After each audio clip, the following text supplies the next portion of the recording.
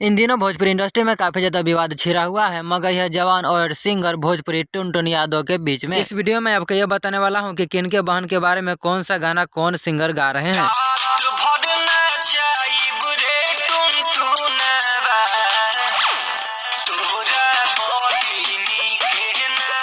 ये रहे मगहिया जवान जो कि टुनटुन यादव के बहन के ऊपर काफी ज्यादा गाना गा रहे हैं। अब मैं आपको सुनाता हूं कि टुनटुन यादव ने मगहिया जवान के बहन के बारे में क्या बोला है गाने के माध्यम से।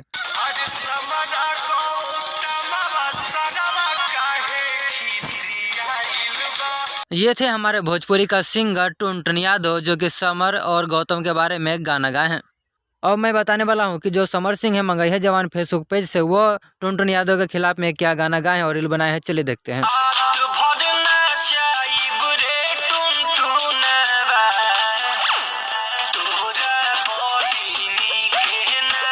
इस वीडियो को देखने के बाद आपकी क्या राय है कमेंट में जरूर बताइएगा। इस तरह और भी भोजपुरी ट्रेंडिंग न्यूज जानने के लिए चैनल को सब्सक्राइब जरूर कर लीजिएगा।